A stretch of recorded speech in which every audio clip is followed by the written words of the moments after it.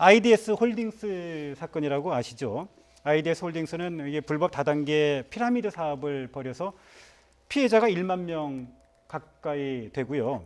피해액이 무려 1조 원에 달하면서 제2의 조이팔 사건이다 이렇게 알려지고 있는데요.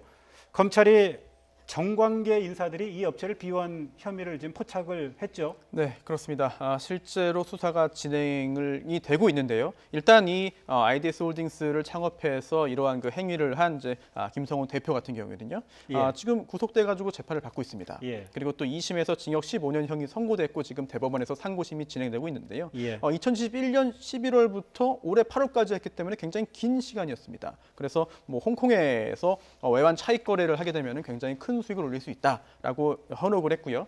그래서 매월 1%에서 10% 사이의 배당금을 주고 또 예. 그와 별개로 원금은 1년 내에 무조건 돌려주겠다라고 하는 그런 조건이었는데요. 피해자가 무려 12,000명이 넘습니다. 그리고 피해액도 1조 원이 넘는 굉장히 고액인데요. 굉장히 고액이었는데요. 지금 현재 이 김성훈 대표뿐만 아니라 이게 이러한 사업을 굉장히 긴 시간 동안 하기 위해서는 여러 가지 그 정관계 로비가 있지 않았겠느냐 하는 그런 의혹을 갖고 수사가 진행됐는데요. 특히나 전에 이제 과거에 서울지방경찰청장으로 일했던 이제 구은수 이사장이 있는데요. 지금 현재 경찰 공제회 이사장으로 있습니다. 사무실과 자택에 대한 압수수색이 진행이 됐습니다. 그리고 또 이 구은수 이사장에게 돈을 전달한 혐의를 받는 자도 바로 전직 그 국회의원의 보좌관이거든요. 국회의원의 보좌관 출신입니다. 여기에 대해서도 이미 구속이 됐기 때문에 앞으로 지금 현재 압수수색의 대상이 됐던 이 사람들뿐만 아니라 추가적인 그런 그 의혹을 받는 사람들도 나타나지 않을까라고 생각이 됩니다. 예, IDS 홀딩스의 사기 행각 상당히 규모가 큰데요. 좀 구체적으로 어떤 그 수법으로 이렇게 사기 행각을 벌인 건가요? 뭐 간단히 그거 말씀을 드리면 그 FX 그 마진이라고 하는 제도를 이용하게 되면 결국은 이제 그 외국의 여러 가지 이제 그 은행들을 만들어 놓고 파생 상품의 이익을 보장해 주겠다. 그래서 1년이 지나고 나면 투자한 원금도 되돌려 주겠다. 그리고 그 마진에 있어서는 적어도 1%에서 10%까지 돌려준다.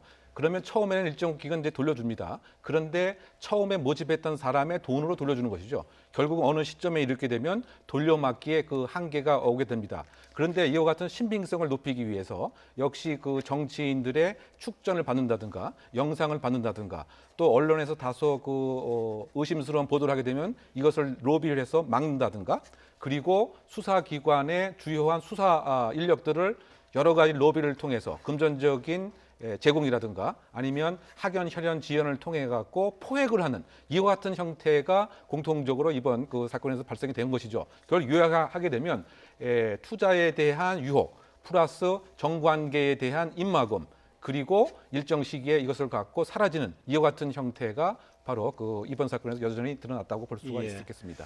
FX 마진 거래를 앞세웠다고 하는데요. 이게 보니까 파생 상품의 일종이고요. 그 환차익에 따른 그 거래인 것 같은데요. 사실 일반인들이 그 내용을 알기에는 굉장히 어려운 내용 아닙니까? 그렇게 내용이 어렵기 때문에 오히려 그 사기 행각이 더 수월하지 않나 싶은데요. 왜냐하면 실제로 이런 거래를 하지도 않았다고 합니다. 그러면서도 굉장히 거창한 그런 내용이 굉장히 어렵고 복잡한 내용인데 실제로 수익은 잘 나는 그런 거래를 하는 것처럼 속였고요.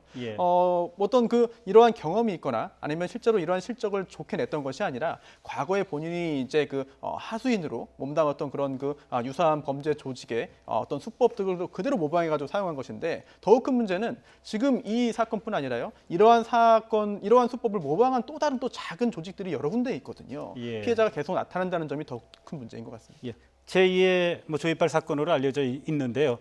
사실 정작 조이팔 사건도 그랬고요. 또 IDS 홀딩스 사건도 그렇고 참 엄청나게 큰 사기 사건인데요.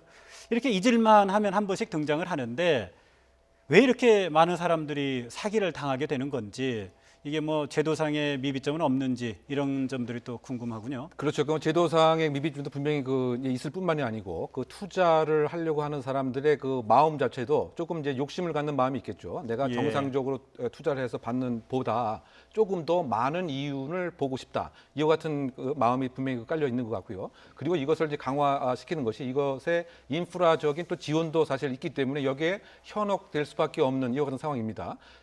바꿔 얘기하면 공적 인물의 대표성인 국회의원들이 이것을 지지하는 이와 같은 영상을 보내는 마당에 그러면 이건 신빙성이 있구나. 그러면 내가 조금만 투자를 하게 되면 다른 사람보다 더 많은 수익을 볼 수 있겠지. 이와 같은 서로 간의 합작품적인 결과가 결론적으로는 피해가 보기 때문에 항상 그 공식적인 금융권의 그 확인을 하는 이와 같은 절차가 분명히 그 필요하고요. 또 그 본인 스스로도 내가 투자한 만큼의 적정한 이윤을 보겠다라고 하는 이런 마음도 함께 있어야 이런 피해자가 되지 않을까 생각해 봅니다. 예, 교수님 참 중요한 말씀해 주셨는데요. 네, 지금까지 이웅혁 건국대 경찰학과 교수 그리고 손수호 변호사와 함께 이야기 나눴습니다. 네, 오늘 두 분 말씀 감사드립니다. 예.